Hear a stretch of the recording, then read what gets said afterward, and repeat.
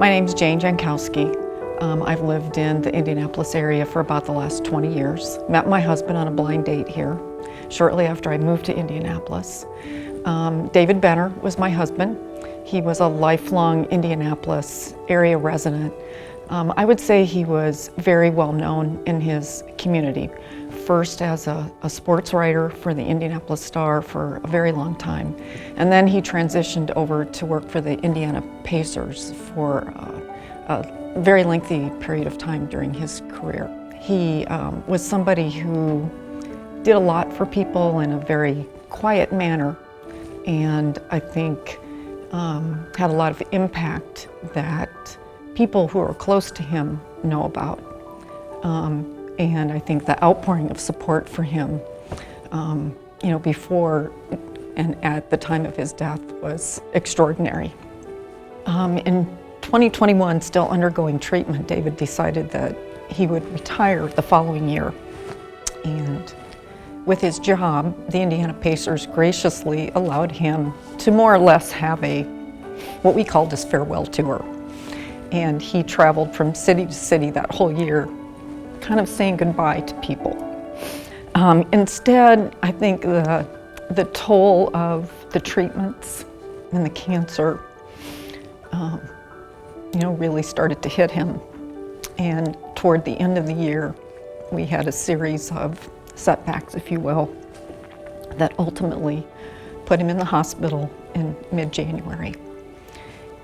After a period of time, with his help and David's family's help, we made the decision that moving to the Franciscan Hospice House was going to be the best way for us to proceed. I think one of the best things for us is that David had many, many friends and colleagues, and I knew that a lot of them would want to see him in his last days and weeks. And honestly, the central location of the hospice house, I think, was very convenient for people to be able to come and visit with David.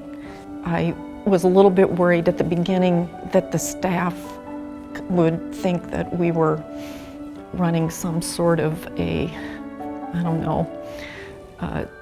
visitation clinic, if you will, because there were so many people who came to visit him, and I think that him being there gave people the freedom to know that they could come into a facility as opposed to feeling like they were bothering us at home. They came freely and spent a lot of time with him, and I know that was a great help to him in his last days. But the Franciscan Hospice House is calm, and it's quiet, but yet you know that there are other people there who are facing the same kinds of circumstances that you are. And I think I can't say enough about the staff and the selfless nature of the staff who work at the facility in making you feel comfortable, in understanding what your needs are. It's a very confusing time, and you do not know exactly what the path forward is going to be. But I found that the advice and counsel that the staff at the facility provided was really spot on in terms of how this was going to work. And many of the people who came to see David had no idea that this facility existed either. And it is a wonderful resource for this entire community. I wave at the Franciscan Hospice House every time I drive by on I-65, and I know that some of David's friends tell me the same thing.